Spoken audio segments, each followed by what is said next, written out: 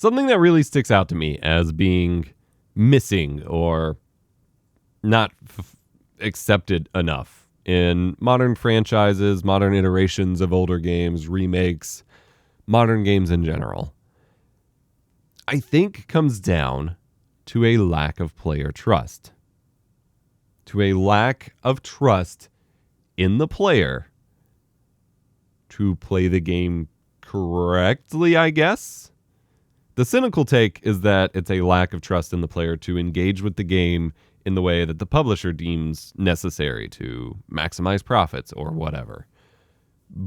But this happens in franchises and in games where monetization isn't playing a directly relevant role.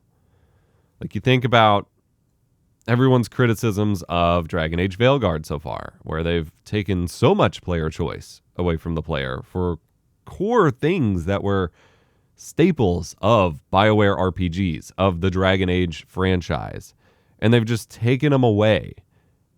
Like, they don't want you to be a blood mage because they don't want bad stuff. They took away a lot of the quote-unquote mean dialogue because they didn't want to upset anyone, and they took away some party options and these things. And I think about this applied to so many franchises. And I truly believe that a core part of why so many games became massive successes and spread through word of mouth was due to the variety of experiences you could have with a game. As I've talked about multiple times, I've been playing through Dragon Age Origins this year. It's taken me a long time. It's a long game. But I've been playing through it. My wife's been watching me. My wife has played through the game a bajillion times. And we engage with the game differently. Very differently. We have drastically different play styles and engagement styles. My wife likes diving into all the lore, listening to all the dialogue from the companions, picking certain playthroughs to focus on different companions, those kinds of things, which I like doing on subsequent playthroughs, but not always on my primary playthrough. I like getting through the story, getting through to the action, playing through the things that let me play first and worrying about the story later. And sometimes it bites me in the butt. Sometimes, I'm reaching the last major mission and I haven't done any of my companion stuff. And so I have to do it all at once and it gets kind of But that's how I engage with games. I know there were some players who focused on building the most insane broken builds in Skyrim or Morrowind or Oblivion. And there were other players that went through and read every book. And same thing with the BioWare games. Read every codex entry and went through like granularly through the weeds to find every little detail. And the same thing can be applied to multiplayer games. And we've harped on this enough. But, with multiplayer games, you can have the social experience where it's a sandbox. You play around. You can go role play and play with crazy builds and do tricks and whatever. And then a ranked experience where you try to be sweaty, try hard. And then the map making experience and the customs experience. So many of these things have been taken away. Most multiplayer games these days are like one-mode multiplayer games, where they don't trust the player to do the mode that they want. They just want to force everyone into the same pool. And with single-player games, I feel like we're losing more and more of that passive storytelling. Everything has to be told like a movie that you play the game in between. It has to be expositioned to you or played out in front of you. And you just have to sit there and enjoy 30 minutes of movie in between your gaming bits. And even with individual systems, there's the whole yellow paint effect, which is, if you haven't heard of it, it's the idea that every thing that you're quote-unquote supposed to do in a game starts getting marked up with yellow paint so that you cannot possibly miss it and you can't get distracted from what you're quote-unquote, again, supposed to be doing. And this gets pretty frustrating.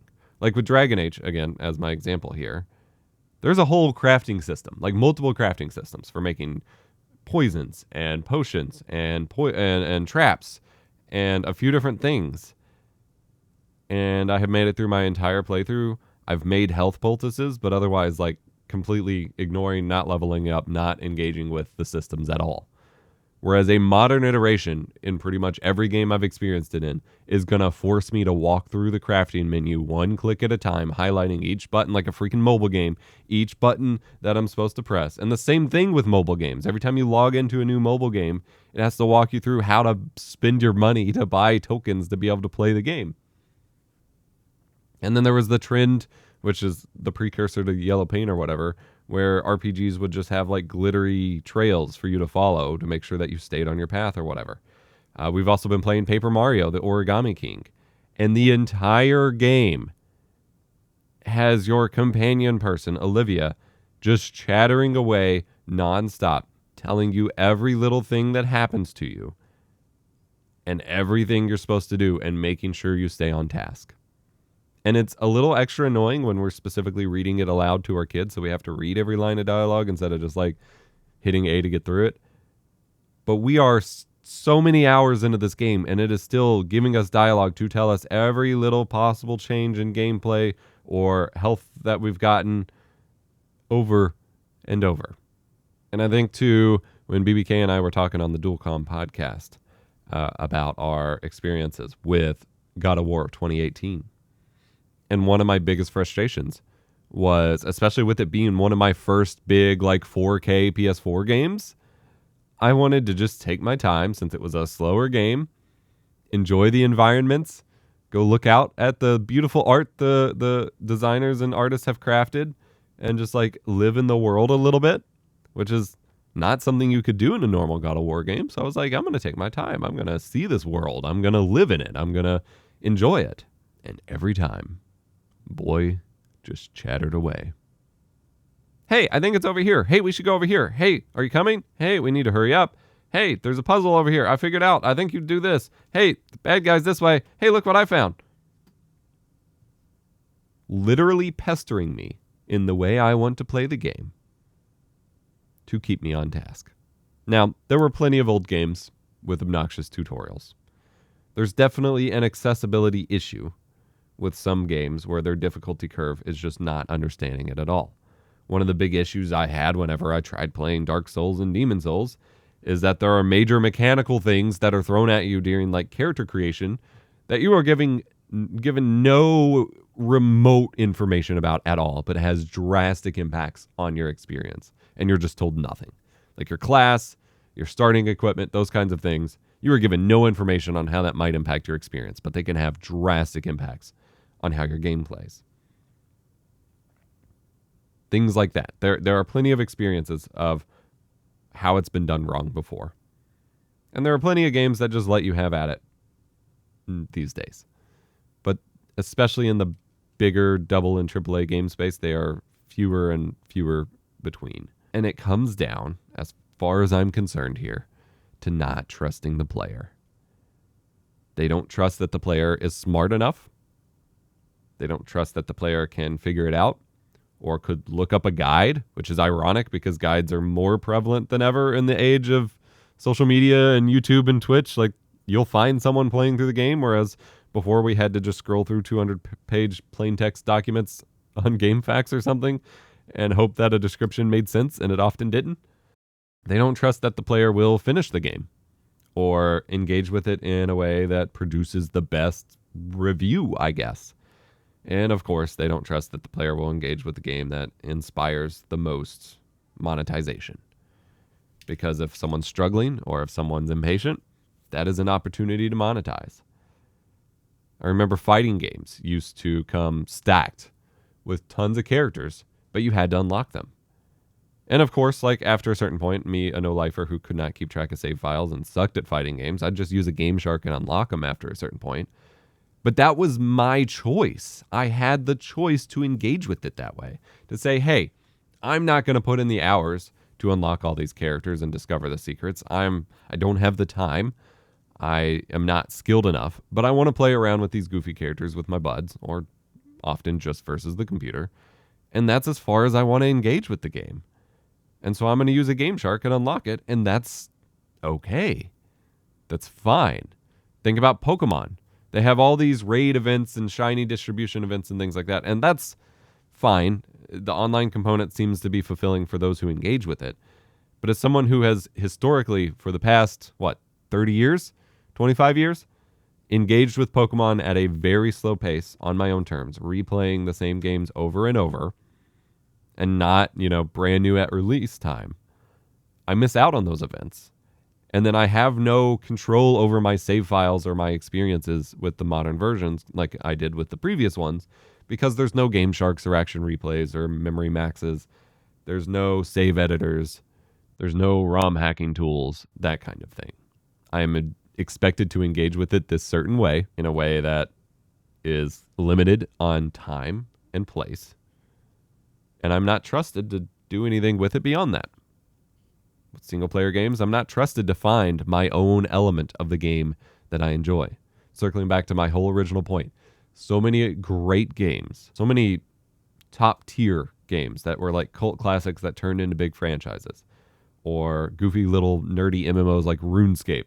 You got Dragon Age, you got Mass Effect. Every person you talk to who plays through a BioWare game, or an Elder Scrolls game, or an MMO like RuneScape or EverQuest, or played on those goofy little avatar sites like Neopets or Gaia, they all engage with them in very different ways. They all got something different out of the experience because they engaged with it on a different level, from a different angle, with different degrees of depth. And we have very little room for that anymore. I don't know what the solution is. I recognize that accessibility can be a problem. I also recognize that when a game was just too hard to figure out, that was that. We traded it in.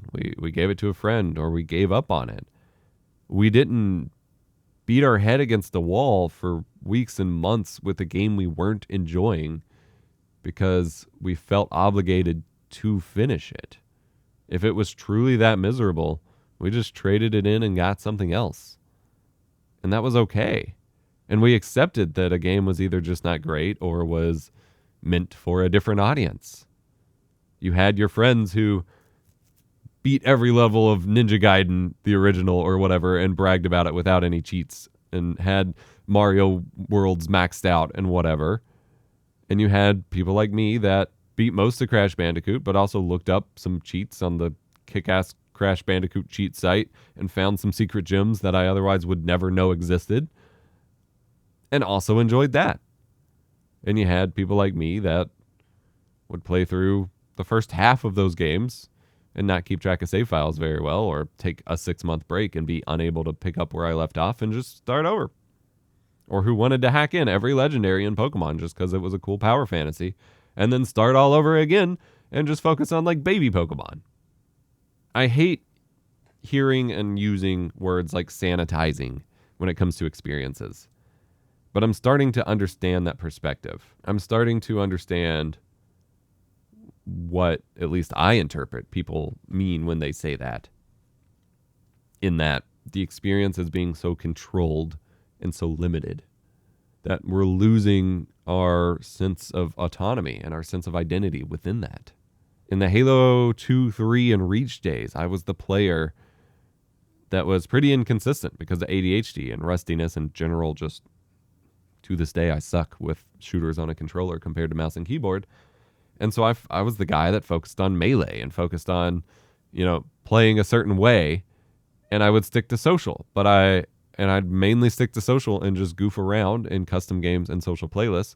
But I also had my rank 50 in MLG and Lone Wolves that I sweated my butt off for a few months for. And now I just have to log in and play this one game mode that I'm going to get bored of pretty quickly and have to sweat every match, or else I just don't play the game at all. I have to engage in this specific way, or I'm left just being told the game isn't for me anymore. So I appreciate developers like Larian with Baldur's Gate, where you can play the game so many ways. There is a limitation of people wanted like a non-turn-based version, and the answer to that is, well, then it's not the game for you. But beyond that, it holds so many different ways that you can play and engage with the game. And they openly embrace mods that alter the core functionality of the game. Even on their own YouTube channel, they highlight mods that increase the party size, that let you take parties with you, that remove consequences, basically. And while I don't think it should all be focused on just cheats, those are the easy examples to point at. There's also things like customizing how players look, adding in a bajillion new races and classes that you can play as, which is awesome. Homebrew stuff. More and more, it's clear that should be embraced. And I think so many games that turn into legendary games are games that did that, like Minecraft and Skyrim. Those games hold massive populations and made lots of money because of the sandbox. And developers or publishers won. I don't know if it's the greedy executives or even just the devs themselves. Someone or enough people in the chain don't want you to have a sandbox anymore. Modern games don't want to give you a sandbox, when that was kind of the entire appeal originally. Love to hear your thoughts in the comments below. Go check out our Dual Com podcast, linked in the description. And remember to be kind. Rewind.